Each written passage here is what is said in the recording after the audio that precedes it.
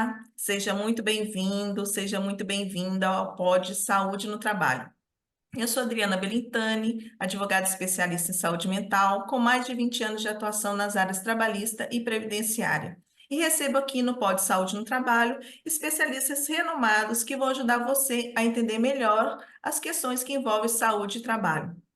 Minha convidada de hoje é a professora Adriane Bramante. Então, a presidente da Comissão Especial de Direito Previdenciário da OAB São Paulo, coordenadora de pós-graduação da Escola Superior da Advocacia, da ESA São Paulo, núcleos no interior de São Paulo, professora de pós-graduação em Direito Previdenciário, autora de diversos livros e pareceris, além, claro, da minha eterna professora. Seja muito bem-vinda ao Pod Saúde no Trabalho, doutora Adriane. Olá, Adriana, como é que vai? Tudo bem? É um prazer participar com você desse podcast. Quero parabenizar você pelo projeto. É muito importante a informação e a maneira como você conduz esse trabalho tem sido bastante relevante para todas as pessoas que vão nos ouvir, né? E não só este episódio, mas também outros que têm tanto conteúdo. Parabéns aí pelo projeto. Obrigada, professora. É um prazer tê-la aqui. Hoje vamos falar sobre o novo procedimento de perícias do Instituto Nacional de Seguro Social, INSS, e como isso impacta em uma perícia de saúde mental. Mas eu quero começar falando um pouco de sua história profissional. Pode contar para a gente em que momento o direito previdenciário te conquistou? Desde que eu era criança. Eu, na verdade, comecei com a minha mãe já trabalhava com direito previdenciário desde 1978, eu tinha 8 anos, e muitas vezes eu ia com ela ao chamado INPS naquela época, né? E sempre acabei trabalhando junto com ela, eu tinha 14 anos, já ia para o escritório, já fazia alguns trabalhos de abrir empresa, fechar empresa, eu era a office girl, né? E comecei com ela, depois eu resolvi fazer direito e comecei a trabalhar no escritório dela e hoje já faz 35 anos que eu atuo no direito previdenciário e sou apaixonada pelo tema, me especializei em aposentadoria especial e descobri a docência, a paixão pela docência, de ensinar e também aprender, a gente mais aprende, né, do que ensina numa sala de aula. Então, para mim, o direito previdenciário é realmente uma paixão. Eu fico muito feliz de trabalhar nessa área e de proporcionar tantos benefícios concedidos, né, para as pessoas, porque não tem preço. A gente vê o sorriso de uma pessoa que consegue um benefício, é realmente extremamente relevante o trabalho. Não, com certeza. E eu posso dizer que o que eu sei de aposentadoria especial, eu aprendi com você. E assim, é muito gratificante, realmente. O benefício concedido, eu lembro da professora Adriana, É isso sempre. aí. Benefício concedido a uma família protegida. É isso mesmo. O INSS, ele passou a conceder benefícios sem necessidade de perícia médica. Como fica uma perícia de saúde mental? Como ficam as perícias nesse caso? Bem, na verdade, vamos voltar lá para o período da pandemia, porque a Previdência sempre foi muito rígida nas perícias e havia sempre uma necessidade da perícia presencial. Isso sempre foi muito marcante. Mudaram vários dos procedimentos, mas a perícia presencial sempre fez parte da Previdência. Em 2019, houve uma desvinculação das perícias, a perícia deixou de ser do INSS para ser vinculada à Subsecretaria de Perícia Médica, né? E aí, na pandemia, com as agências fechadas, o INSS passou a estabelecer uma possibilidade, uma alternativa de perícia à distância. E essa perícia passou a ser feita naquele período de pandemia, de forma automática, com a juntada dos documentos. O segurado dava entrada, juntava o relatório médico, e na primeira experiência havia uma concessão, uma análise dos documentos que o segurado apresentasse ao INSS. Isso foi um projeto inicial, depois durou um tempo, na primeira onda ali da pandemia, depois nós tivemos a segunda onda, o INSS acabou ampliando a questão da perícia médica por documento, e hoje essa possibilidade está na lei. Há hoje, na lei, a possibilidade de se fazer uma perícia que a Previdência chama de ateste-med. O segurado consegue acessar o sistema através do aplicativo do Meu INSS ou pelo 135 e ele pode dar entrada no pedido de aposentadoria com a juntada de documentos. Como é que funciona isso para os benefícios em geral? O segurado protocola, ele acessa lá no site do Meu INSS e ele apresenta, digitaliza ou ele tira foto do documento, do relatório médico e a Perícia Médica Federal vai analisar essa documentação. É importante que esse relatório médico esteja sem rasuras, traga o nome do segurado, traga o nome do médico, o CRM, o tempo previsto de repouso, e se não tiver esses dados, o INSS, a perícia médica não vai conceder o benefício. Quando a gente trata de doença ou de incapacidade, sob o ponto de vista de uma lesão física, você tem ali um raio-x, você tem um documento de imagem, você tem até foto, você consegue tirar que cortou o dedo, que fez uma cirurgia, é visível, é mais fácil, vamos dizer assim. Não que seja fácil, mas é mais tranquilo quando eu tenho um tipo de incapacidade. Quando eu tenho uma incapacidade do ponto de vista mental, eu não tenho aos olhos, né, a olho nu, a incapacidade. A pessoa está ali e ela tem um relatório. Quando eu tenho uma perícia presencial, o perito faz as perguntas ali e ele consegue, pela experiência dele, saber se a pessoa realmente está ou não incapaz para o trabalho, seja pelo comportamento daquele segurado, se ele responde as perguntas, se ele não responde, se ele concatena as ideias, se ele tem problema cognitivo, qual é o problema efetivamente dele. Então, com a presença desse segurado, o perito consegue identificar melhor se aquele relatório realmente condiz com a realidade. Quando eu tenho uma perícia documental de uma doença mental, não tem como a gente dizer que não há uma dificuldade da perícia médica identificar aquela avaliação, porque ele não está vendo a pessoa, ele está vendo um pedaço de papel assinado que tem ali o nome da doença e a CID, né? Que é a CID, inclusive, que é a Classificação Internacional de Doença, ela precisa constar nesse documento. E ali o perito não consegue identificar, num primeiro momento, se aquela incapacidade existe.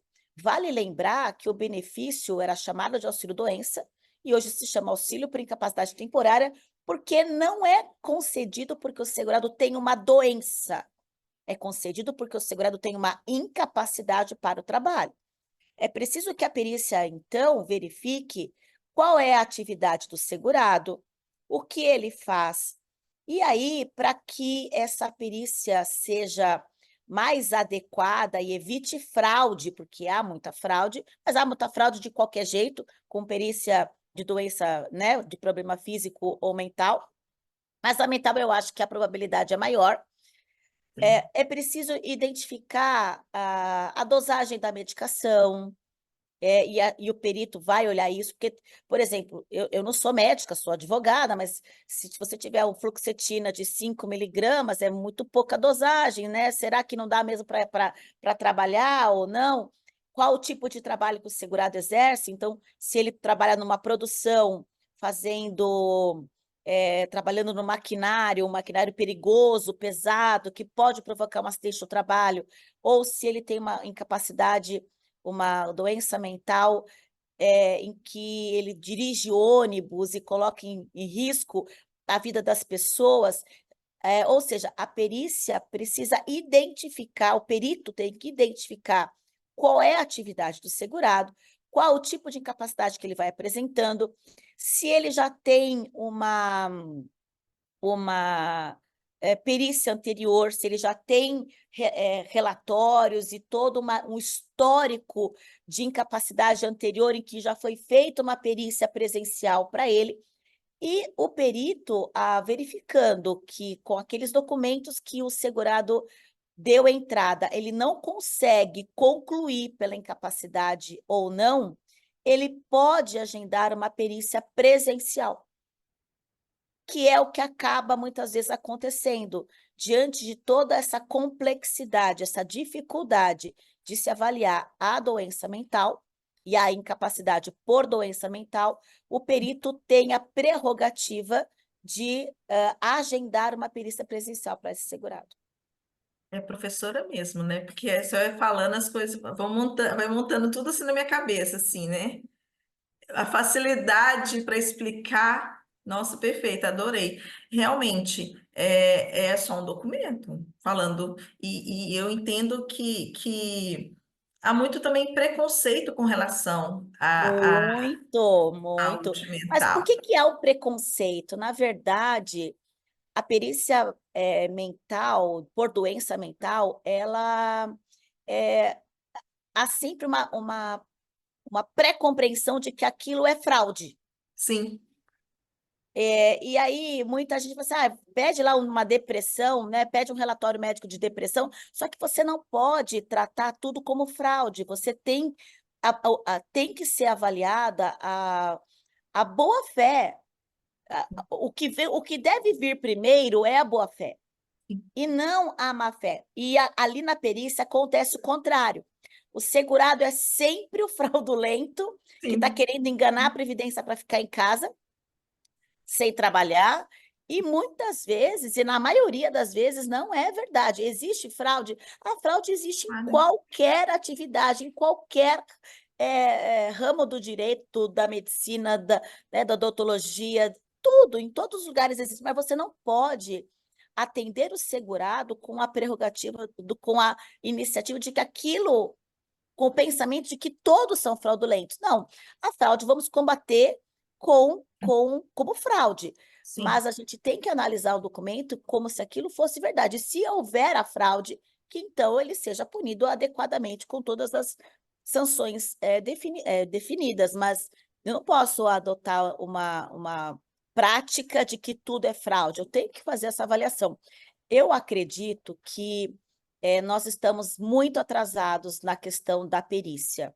Se a gente for analisar o que acontece em outros países, Uhum. a perícia ela vem em terceiro, quarto plano, porque o sistema de saúde deveria estar conectado. A Certo. pessoa que vai fazer uma perícia médica deveria o sistema, a gente, hoje a Receita Federal integra tudo, ela sabe tudo que o que você compra no mercado, o que você compra no shopping, todo mundo sabe. Você Sim, pega o seu CPF. Por que que na saúde isso não acontece? Quando o perito, o segurado chega na perícia, eu já deveria ter ali no meu computador todas as vezes que ele passou no posto de saúde, todas as avaliações dele, todas as consultas que ele fez, para que eu efetivamente consiga confirmar. E hoje, a inteligência artificial está fazendo isso na perícia médica. A inteligência artificial já está sendo utilizada na perícia com o teste médico.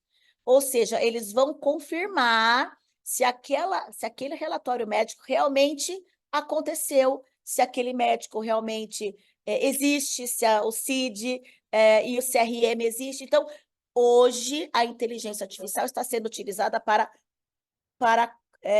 confrontar os dados da perícia, justamente para se evitar a fraude e confirmar se aquela pessoa realmente está falando a verdade. Por sim. isso que é preciso que haja uma conduta adequada do segurado para que ele não seja surpreendido com informação que não seja verídica. Não, com certeza. Eu ia até perguntar para você que você acha que poderia ser aprimorado em relação a essas perícias, mas você já me respondeu assim. É, Veja, Adriana, se eu tiver o segurado chega, veja, eu acho até que não precisava de perícia. uhum, Não precisava de perícia, porque o sistema está lá. Eu tenho ali no meu computador, ele passou no posto de saúde tal data, ele faz tratamento aqui no posto de saúde, ele faz aqui, ele toma esse remédio, que se o remédio é controlado, tem CPF, tem informação, a farmácia está controlada, então eu sei que ele comprou o remédio, a dosagem da medicação, quanto que ele tomou, eu já tenho essas informações. Para que a perícia? Para olhar para a pessoa e falar assim, te dou 90 dias? Não tem necessidade da perícia. A perícia é desnecessária, realmente. Acho que deve vir, sim, no caso de dúvida, mas sim, acho que não tem a necessidade, não só para a perícia do ponto de vista físico, né? Mas do ponto de vista mental também. Acho que você conectando as informações e fazendo olha só, para a prova de vida, os sim, dados são conectados.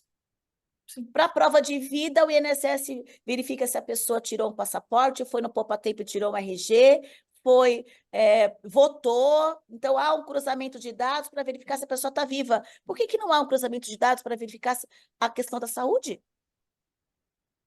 Com Porque não há certeza. um interesse de conceder o benefício? Eu não sei, eu não consigo entender por que os sistemas não se conectam.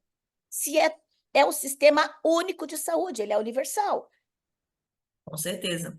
Nossa, seria uma grande sacada, né? Fazer isso. Resolveria o problema. E hoje, os benefícios por incapacidade, eles são em maior número na justiça, porque a perícia é ruim, a perícia indefere demais. Por quê? Porque é rápida, porque não olha para o segurado. Então, assim, se você não vai olhar para o segurado, então olha pelo mesmo documento dele, né? No ateste médico. Então, a perícia hoje, ela é muito ruim, e ela provoca esse número absurdo de processos judiciais em que as pessoas não conseguem o benefício na via administrativa e acabam judicializando. Então, precisa melhorar a perícia da via administrativa para que haja uma diminuição dos processos judiciais. Não, e existe um aprimoramento, tanto, você pegou, eu peguei também, as filas no INSS, né? Tantas coisas mudaram, a gente não precisa sair do escritório para fazer nada. Por que isso não muda Exatamente. nunca, né? Exatamente. Precisa atualizar, precisa do uso da inteligência artificial mesmo, que está aí, né, batendo na nossa porta. Então, vamos usá-lo a nosso favor. Com certeza. E aí vem para nós, né, advogados previdenciaristas. Com tantas mudanças assim nas regras, aumenta a nossa responsabilidade. Quais são os maiores desafios que você acha para o advogado previdenciarista? A gente que atua nessa área tem desafios constantes. Mas acho que o maior desafio é você estar atualizado para as coisas que mudam todos os dias. No atendimento ao cliente, nesse caso aqui que a gente está falando especificamente da doença mental, o advogado, claro, não vai entender da doença, se tem ou não, mas às vezes ter um assistente técnico pode ajudar. Então, e muitas vezes acaba ficando caro para o segurado pagar um assistente técnico, mas pode acontecer de você ter, às vezes, um convênio, entre aspas, com um médico, e aí você cobra do êxito e dá uma parte para o médico quando o processo sair, ou ele faz ali a perícia e te ajuda, e você paga uma mensalidade para ele. Depende do contexto de cada caso, mas acho que o assistente técnico para a advocacia previdenciária, ele é fundamental, porque se você tem uma perícia judicial, por exemplo, como nós não somos médicos, nós conseguimos ir até a página 2. Eu consigo fazer uma defesa, uma impugnação sob o ponto de vista jurídico, mas eu Sim, não consigo fazer uma contestação, sobre uma impugnação sob o ponto de vista médico. E a minha impugnação, ela fica superficial, porque eu não consigo entrar no mérito da incapacidade, da doença e todas essas informações. Então, acho que há um desafio muito grande para a advocacia entender qual é a incapacidade, verificar se realmente o segurado tem aquela doença. Eu acho que eu olho muito, Adriana, a dosagem da medicação. Uhum. Muito. Eu não entendo nada, tá? Mas eu olho muito a dosagem da medicação e a quantidade de medicação, e às vezes o médico muda a medicação, aumenta a medicação. Então, essa constância de relatórios médicos, de medicação, de dosagem da medicação, a advocacia com um pouco de cuidado com essa expertise, né, do dia a dia, eu acho que ela consegue adequar as informações para saber se ela está entrando numa fria ou se ela realmente vai pegar aquele processo. O que é importante é que a advocacia não entre com o processo sem analisar essa documentação, não faça uma advocacia aventureira, que faça realmente uma advocacia pautada na verdade, né? E que consiga reunir essa documentação toda de forma a conseguir defender aquele segurado em relação à doença que ele vem apresentando. Não, e o que você falou da assistência técnica é imprescindível. Depois que eu percebi que não adiantava remar contra a maré, porque você, igual você falou, né, até a página 2 você escreve ali, aí o médico fala assim, ah, você é advogada. E a gente não A consegue gente ir não tem além capacidade daquilo. técnica, é uma questão de competência. Eu não posso entrar na parte médica. Não adianta eu ir lá no, no Wikipédia, olha, a esquizofrenia não tem valor nenhum que eu disser, não tem valor, porque eu não sou médica. Sim, é Não adianta a gente imprescindível querer isso. fazer uma coisa que não está na nossa alçada, né? Não, com certeza. Adriana, nosso bate-papo foi tão bom que já voou. Acredito, que delícia! Sim, foi muito bom, muito legal. Nossa, eu queria agradecer muito a sua participação aqui no nosso Pod Saúde no Trabalho. E eu queria que você se despedisse da Obrigada, nossa. Adriana. Foi um prazer, que delícia, um bate-papo que a gente nem sentiu o tempo passar. Mas quero agradecer e dizer para as pessoas para terem esse cuidado, para cuidarem, e tem uma coisa que se chama acolhimento. A pessoa com problema mental, ela tem ansiedade, ela quer resolver o problema. Às vezes a doença mental, ela é secundária, tem que observar se não há um problema antes. Então, acho que cuidar das pessoas, o direito previdenciário tem isso. Ele cuida das pessoas. Então, é importante esse cuidado, esse carinho, esse acolhimento com as pessoas, para que a gente consiga fazer uma advocacia previdenciária de sucesso. Fico agradecida, parabenizo e fico à disposição de todos vocês. Quem quiser me seguir, o meu Instagram é @adribramante. Sempre tem novidades. Eu acho que você é aquela que, assim, sempre quando quiser saber de alguma novidade, hoje mesmo no grupo já tinha lá uma portaria, todas as Sim, novidades. Procurar no seu Instagram, que com certeza a gente encontra.